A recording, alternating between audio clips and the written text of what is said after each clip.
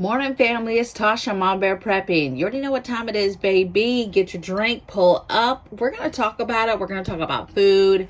We're going to talk about empty shelves, how to battle that, a way to battle that, and getting into gardening and how more people are coming up with realizing that they need options. They need food options, and growing your own survival garden, your own victory garden is what they used to call it in the Great Depression days.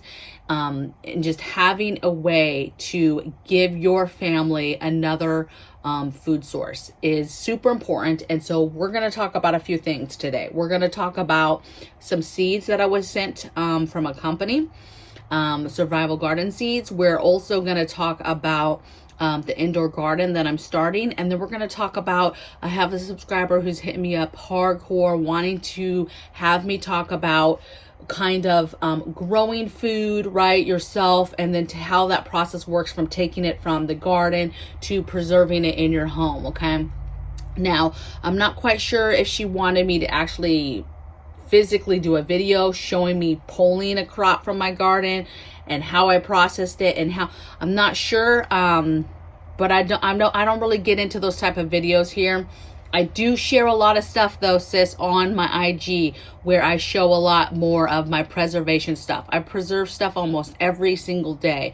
And so I absolutely do not post it all, right? I just do not have the time in the day, but a lot. I do try, when I think about it, I try to take pictures, give recipes, and show people what I'm doing just to help give and foster ideas. Okay, so let's talk about these survival garden seeds. So this beautiful company, Survival Garden Seeds, reached out to me and wanted to send me some seeds and also be able to give me some sort of discount for you guys for buying these seeds. Now, first, I'm going to talk about really quick, I am not affiliated or sponsored by this company at all. I'm not getting a dime from anything that you buy today from this company, okay? I'm simply just going to share what I got from them, you guys. So they sent me 3 packages. So when you go on their website, you can do all types of stuff, but the 3 packages are amazing. So first, they sent me a home garden, okay? It's got 30 packets of seeds in here. And another thing I want to say, these seeds are non-hybrid, chemical-free, heirloom, and they're open pollinated. So really good quality seeds. There's 30 packs in here, and it's a home garden kit. Fairly decent, but not my favorite of the 3 that they sent me, okay? Next thing they sent me, it's getting better now, Homesteader package. It has 50 seed packets in it, okay? And as you can see the price, this is $49.99. This one was $29.99, right? So how much is that? About $1 a packet. You cannot beat that, okay, baby? $1 a packet. Unless you're getting it already, you found a local seed company. That's a fantastic price for a packet of seeds. That is a quality, non-GMO heirloom seed. That's like amazing, okay? Yeah, can you get seeds at the Dollar Tree? Yeah, but they're gonna be trash, okay? Next thing they sent me was this little vault, Farmer Seed Vault. It has 100 seeds in it, okay? 100 seeds. It's amazing. And of course, the price, you're like $99 for this tub of 100 seeds. But let me tell you, baby, that's $1 a packet, and you have all these seeds. What I love about this too is, I'm just gonna pull out some, you guys.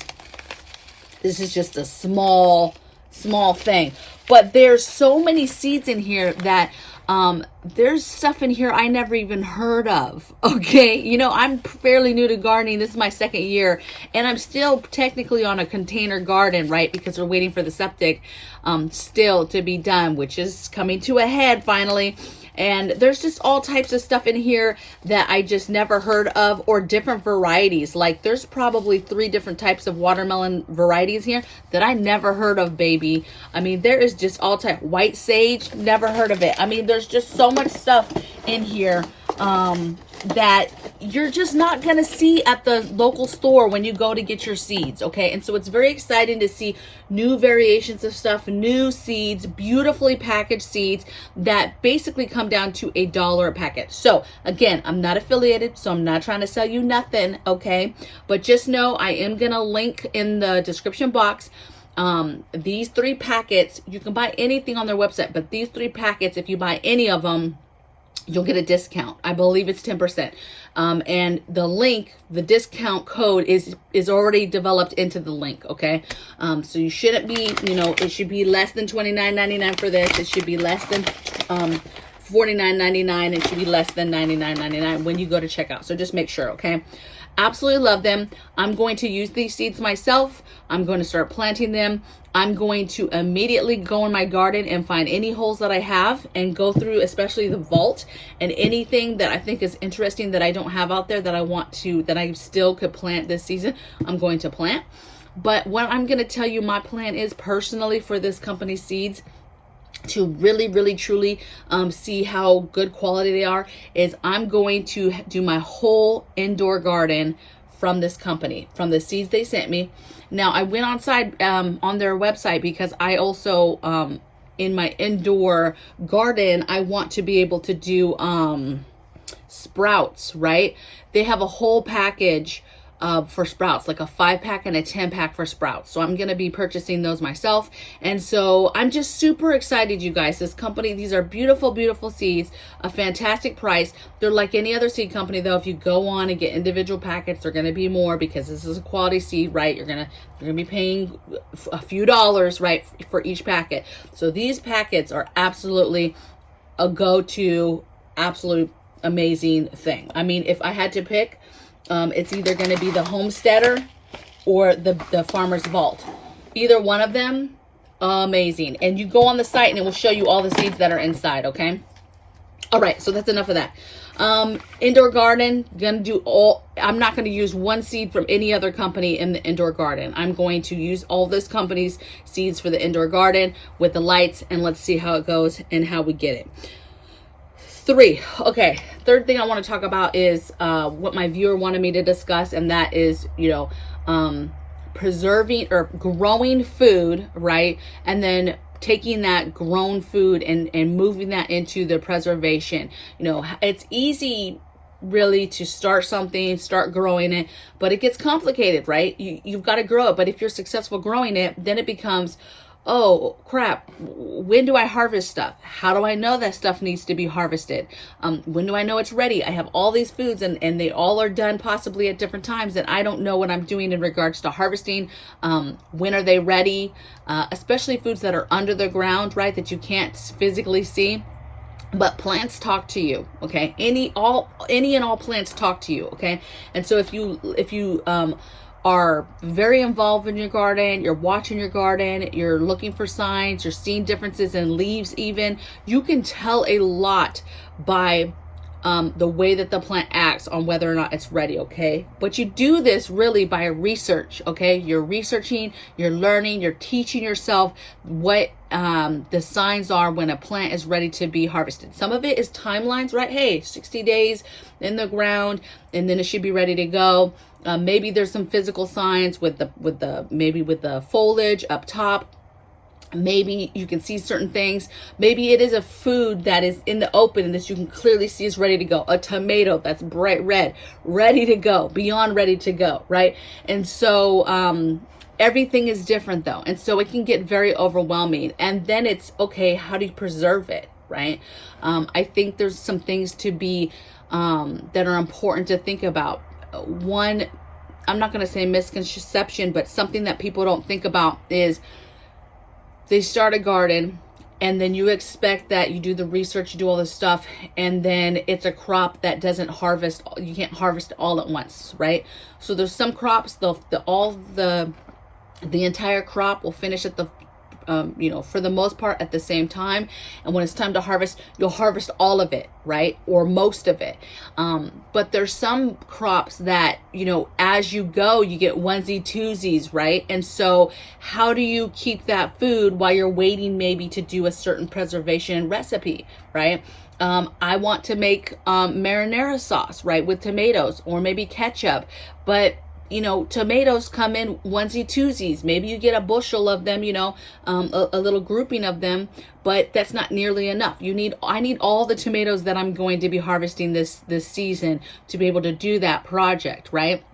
because I want to be able to do it without having to bring in store-bought. I want to see what I have, what it yields at the end of those tomatoes being completely done, and then take those tomatoes all at once and preserve them and see how much sauce I can make, right? And then from there, that's how you grow and decide, okay, I need to add to my crops to make enough for my family or whatever the case may be, okay? But with these partial harvests, you're only doing two things. When you're getting those onesie twosies and you see people pulling beautiful baskets of, here's my harvest. I just did a post on IG. Here's my harvest yesterday. I got a bowl of a nice sized bowl of all types of vegetables, right? Super exciting. But it's like, what do you do with that when it's onesie twosies? I either freeze it, which is what I'm doing with my tomatoes, right? I get everything washed up and then I freeze it so that I can then take it out when I'm ready to preserve it. Or you eat it, right? It's fresh eating, right? You're picking it from the garden and you're using that as your dinner salad and your little meals for you and your family, right? And it's not necessarily something that you're trying to get a big bulk of to preserve. Now, the bigger the crop, I just stand myself. The bigger the crop, the bigger the yield, and then the bigger the project that you can do. You can have some of it that's fresh, and then you can have some of it that you're able to do a project and preserve in a way, dehydrate, pressure can, water bathe, whatever the process is that you're doing, fermenting it, pickling it, whatever, okay? So one, research what to grow and the ways to preserve it. Literally the way I do it is I put the food in the ground, then I immediately started researching when things would be done, so I could get a time frame of when I could expect things to start being done, so I could start really paying attention. And then before I ever harvest, especially if it's something that's big harvest, like the carrots, harvested all at once, the beets, harvested all at once, right? Before I ever did that, I figured out going on YouTube, using my ball recipe books, different things like that, of exactly how I wanted to preserve the food. So the carrots, for example, I pulled them out. I knew exactly what I was going to do. I knew I was going to clean them up, crude cut them, pressure can them with a little bit of salt, pepper, garlic, and some a scoop of onion powder soup, the onion soup, right? That onion soup powder, right? A scoop of that, and I knew that's how I was going to do my carrots, right? And we had a couple that were too little, whatever, and so we just ate those fresh.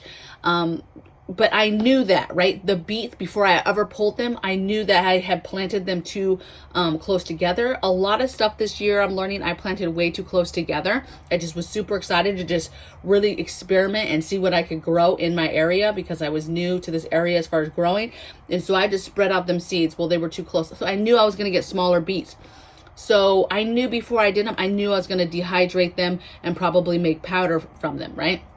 Because I knew they weren't going to be quite big enough for beet chips, right? I made beet chips the other day, but I bought those. Those were store-bought. My beets, I ended up dehydrating and making powder out of them, okay?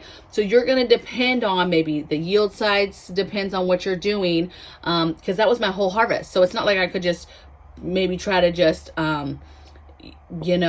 figure it out and, wait till I had some more harvest. That was my harvest, okay? So figuring out what you're going to do, and either freezing it, eating it, figuring out how you're going to grow it and ways that you're going to preserve it. The onions, the garlic, I pulled them. Before I pulled them, I was like, okay, I love onions and garlic. I have a ton of dehydrated garlic and onions already.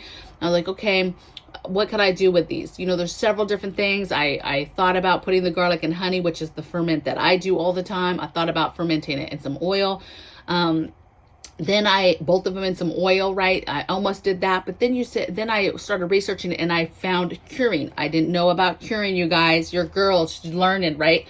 So I have a curing rack now, and I'm curing my onions, my garlics, some of my potatoes, and I'm gonna cure them so that I can leave them in a cool, dark place, and they will then last 9 to 12 months the way they are. I'll braid them up, and they'll be good to go, okay? And then I'll just have that stuff fresh If you have a root cellar, this is how people kept this is how people kept the root vegetables, lasting for months and months and months, is curing them first. So I'm in the process of curing my onions, where before I probably would have cut them up and used them fresh, used them whatever.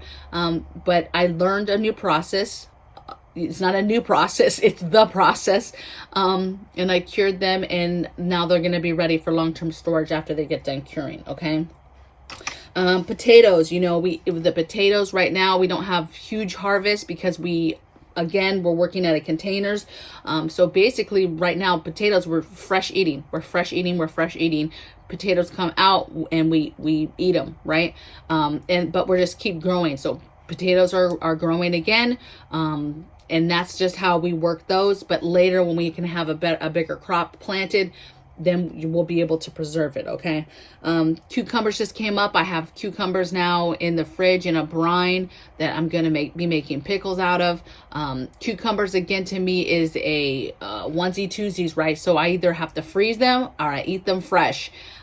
So I basically, this time, I had a few, put them in the fridge for a few days, waited for a few more, got a few more. And so before they were bad or start going soft and all that stuff, now I've got them in the brine and I'm waiting to make pickles, right? It's not going to be a huge batch.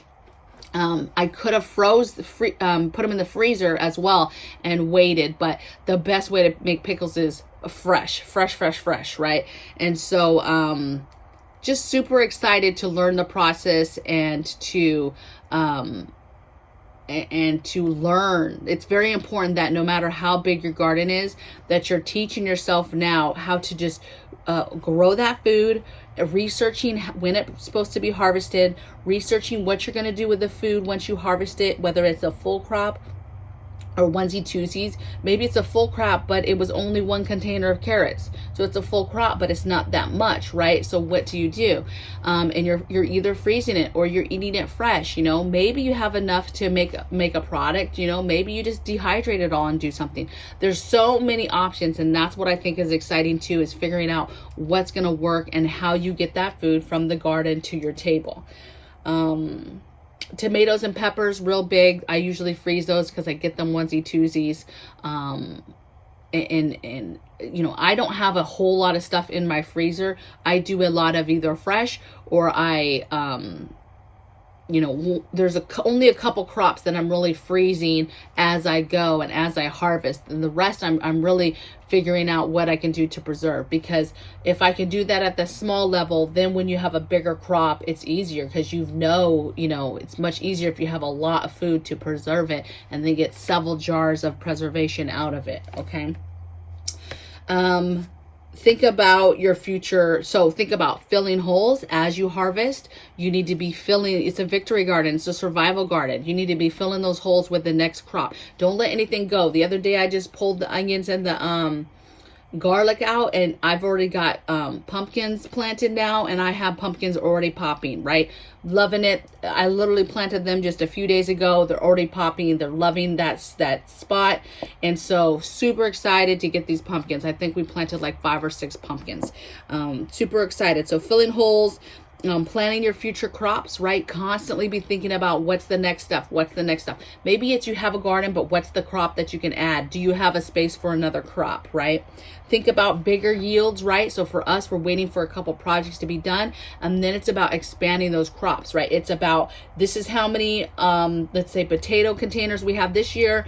This is how we plan to expand that significantly, right? Hey, we planted corn. We have 4 ears of corn. That's all we wanted to grow. Again, experimenting, seeing what would grow in my area, playing around with fertilizers, figuring out what works, what's good, right? Me as a gardener learning how to grow food, right? And that way, when we do it on a bigger scale, we have a better chance of success because we've done the things. Don't be scared to experiment and try new things, especially in your area, to see what works. Don't just take somebody's word that, oh, you can't do that. Oh, it's too late to grow food, or you can't grow that food here.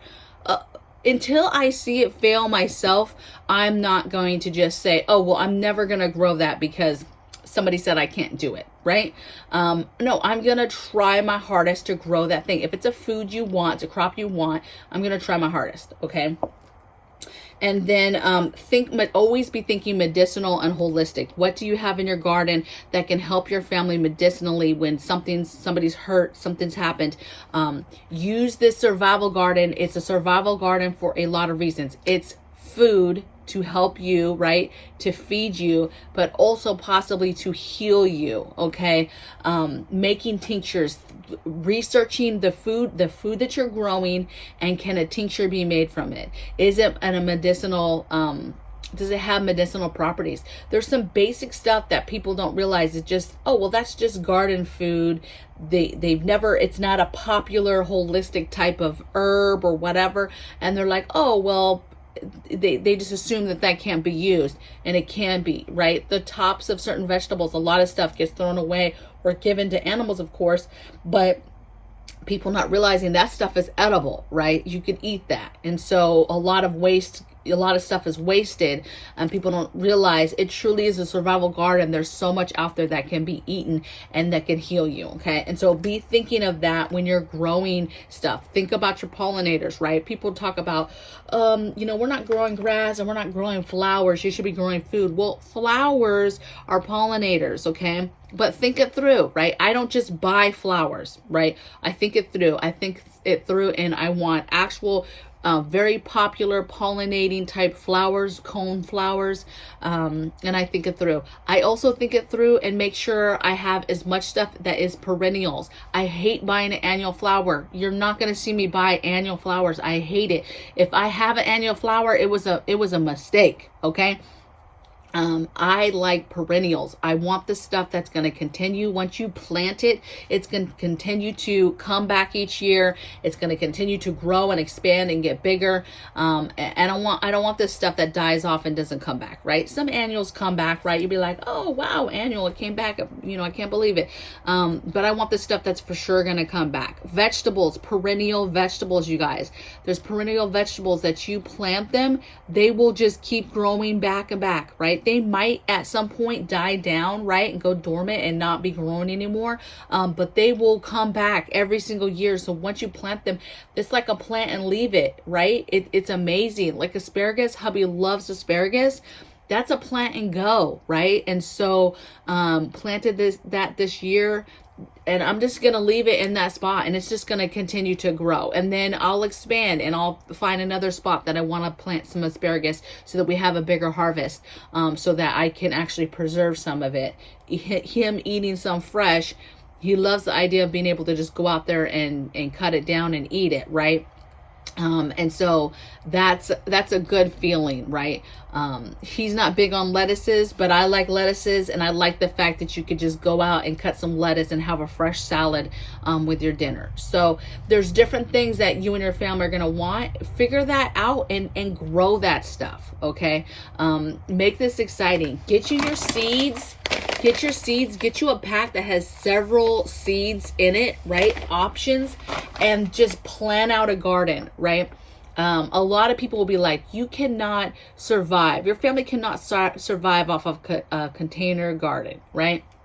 And that is true to an extent, right? Because it's the yield, right? It is the yield and how long. But nobody can tell you. Nobody knows how big your family is. Okay. Nobody knows what else that you've stacked that is being utilized with that garden. The garden is not the only thing, right? It is just bolstering your already plan, okay? And giving you fresh options in a time where you might not be able to get those options from a store anymore. The day that we can't go out and get fresh fruits and vegetables is going to be bad. You can't go to the grocery store and even get canned options or frozen options. What are you doing? Your bodies are going to start breaking down if you do not have certain vitamins and nutrients in your body. And so having this victory garden that maybe even has a small percentage of that is good, okay? Being able to go out and get those leafy greens that you need that you are no longer able to get. Yeah, is it enough greens to last you year round? I think that you can do it, okay? I think that between an indoor and an outdoor garden, even in a container garden way, that it can be done, and you can have some fresh stuff every year. Now, if you got a family of 10 and you're working off of a balcony container garden, hello, I get it, right? But I can't stand when I see channels saying like, you can't live off of this. Well, it's to help offset what you're already doing. Okay. You should be doing so much more than the garden. Okay. But it is to help. Okay. And it's specifically to help in an area that you're going to be deficient in when things go sideways. Okay. And so, the more you do now, the better, right? You know, you also could concentrate that area on only certain crops so that you can get a bigger yield, get enough to preserve, to make several jars of preserved food, right? And then move on to the next crop, right? There's a lot of ways that you can do it, okay? That might be the way that I do it. If I lived in an apartment, I'm going to tell you how I would do it. If I lived in an apartment that I was staying there like for good, this is where I'm going to be. I don't have the option to leave, right? I'm doing a container garden. Let's say it's just a balcony. I'm probably going to do all herbs inside, all herbs and easy plants inside, right? Vertically on my wall, near my kitchen, every herb that I can possibly get my hands on. Okay. And as those herbs are growing, I'm chopping them, I'm drying them, I'm doing small size tinctures, and I'm doing that. Okay. And on the outside, I'm probably picking survival crops, foods that are filling, that grow quickly. And I'm doing batches, okay? I'm picking 4 or 5 crops and I'm doing batches. I'm going vertical on my balcony as much as possible, and I'm doing batches of stuff. And I'm trying to get this batch, it grows quickly, and then I'm preserving it. This grows quickly, let it grow, preserve it, okay? And I'm not doing probably more than 5 crops at a time, okay? And anything that's little, that doesn't take a lot of space as it grows, so not cucumbers, not tomatoes, those things that expand and take a lot, sweet potatoes and stuff, I'm not bringing that stuff inside. But a lot of the stuff that doesn't get crazy huge, I'm bringing inside. All my herbs, all my ginger, my turmeric, any of my lettuces, my sprouts, I said spinach, what else is out there? Carrots. Carrots are super easy indoors in regards to, they do not take a lot of space. What else? You could bring some, what else? Potatoes really are too big. That's got to be outside. They just expand too big. Peppers, a lot of peppers you can trim and they can be indoors and not take up a lot of space. Cabbages, broccolis, you know, a lot of people are like, well, those get big. Yes. If you end up getting a variety that just really, really thrives, absolutely, right? But you just got to be smart about your space. And how much space do you have indoors? You know, do you have a room? And so you then there have a space for, let's say, 6 buckets, and each bucket has a head of, you know, broccoli, or 3 of them have broccoli, 3 of them have cauliflower. You know, is that enough to give you cauliflower for the whole year? No, of course not.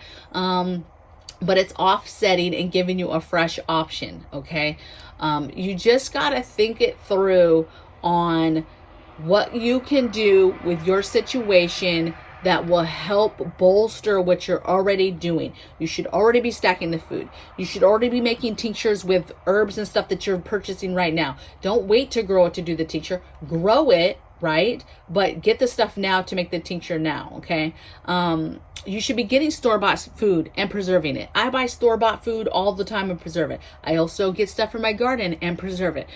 Be getting it from everywhere you can. Stacking the cans, right? You should be doing that. Stacking food. Still do that. You should not be relying on one single thing, right? I'm only relying on this garden. Now, if I had land and tons and tons of space, I would be having fields of food, right? But I have a ½ acre. And I'm going to tell you, I'm going to use the crap out of that ½ acre, and I'm going to have much bigger yields growing next year once I get this major project out of the way. I hope that people are taking it serious that food is not going to be on the shelves forever, and things are getting bad. And I hate it hurts my heart when people see videos like this and they're like, they hear us talking about empty shelves, but then they go to the store and they're like, oh my goodness. And then they go to the store and the shelves are full. And then they're like, oh, what's that crazy girl talking about? She's just crazy. And then they never think about it again. And so it's important now to utilize the time now, right now, you guys, to start a garden, start your things. Some people, they really are in a situation where they absolutely cannot grow something, right? They're just in a situation where they're not able to grow. They either live in a place they can't have a garden outside. They don't have the space indoors to do a garden. But I would venture that, you know, there's something that you can do, that you're just not, your eyes are not open enough to see the potential of what you could do. Okay. And that breaks my heart as well. But hopefully you feel motivated. Hopefully maybe go over and get you a pack, right? This homesteading one, that's a good deal, you guys. $1 for these good packs. Like this homesteading one. Let's just take a look real quick, you guys. There's 50 seeds in here. 50 seed packs. And it's so much stuff. Black-eyed peas, fennel, beets, cauliflower, winter squash. So there's delicata, spaghetti. There's some, another thing too is there's pollinator seeds in here too. So there's tons of, not tons, but there's perfect flower seeds in here to help you with your garden. So it's sprinkled with different stuff. Popcorn, gourd, never heard of gourd or gourd dipper. I don't know. I never even heard of that. All types of beans, leeks, lovage, but mustard seeds, zucchini, onions, a pollinator mix, basil, onions, peppers, sweet corn, eggplant, arugula, dill, kale, melons, okra, Swiss chard, bergamot, another flower, never heard of, cucumbers, tomatoes, beautiful heirloom rainbow mix. Ooh, those are going to be so pretty. Listen, you know your girl is bold, real bold. And in my indoor garden, you guys, I'm going to have stuff like sprouts, lettuces, right? Just because they're super easy and they're super fast growing. My indoor stuff is truly a survival garden, right? And I want to do some stuff. I don't want to have a ton, but I want to do some stuff possibly indoors, right? Maybe on a smaller scale, just some Roma tomatoes, smaller stuff. Let's see, lettuce, bush beans. Look at these royal burgundy bush beans. Look how pretty those are. Ooh, just pretty. Pole beans, Kentucky Wonders, Detroit golden beets, broccoli, cabbage, carrot, lettuce, lemon balm, turnips, cilantro, parsley, peppers, more peppers, serranos, Marconi red. There's just a ton of peppers. Cayenne, California Wonders, more radishes, spinach, tomatoes, Romas. This time, yellow pear tomatoes. Ooh, those are pretty. Those are pretty. And then watermelons. There was like several watermelons. Actually, the Farmer Seed Vault had several watermelons. So that was just one for this one. So that was the Homesteader package, you guys. These are quality, beautiful seed packets. If you talk about the price, they're only $1 each. I mean, absolutely in love. Now, you know I've pushed other seeds before. My Buckeye Seed Company. I love her too. Jan out of Florida. You guys have shut her shop down several times buying seeds from her. She has to close up shop from time to time because she has too many orders. Beautiful packaging as well. I just love seeds, but I know a quality seed as far as packaging and what they're saying these seeds are, right? Heirloom seeds are super important to get into your preps. You should be getting in your mindset already that if you're going to spend your money on seeds, get the quality seeds that are going to keep producing over seasons and going to last you the longest, okay? It's important to get this I guess, thought process going in your mind. You know, you might go somewhere and they're a little bit more expensive. You know, these seeds, if you buy them at this place individually, they're going to cost you a few dollars each, right? But buying them in these packets affords you the ability to only be paying $1 a packet, okay, for quality seeds. And that's, you know, amazing. I know there's a ton of seed companies out there, good seed companies. So you're going to go and get seeds wherever you're going to get them, right? If you have a seed company and you're loyal to them, stay loyal to them, baby. But I'm telling you right now, I'm about to put these to the test, okay? I'm about to do my whole indoor garden. And you guys, I'm a girl that already has like a ton of seeds, right? But I still was super excited. I mean, this vault over here, there's so much stuff in here. There's morning glory. There's milkweed in here. Mustard greens. I mean, there's medicinal flowers in here. Medicinal plants. I mean, it's just amazing. Amazing, amazing. Again, you can go on the website and it will show you what's in each packet too. Really nice pictures. So I hope you guys are well. I hope you guys enjoyed this semi-live today.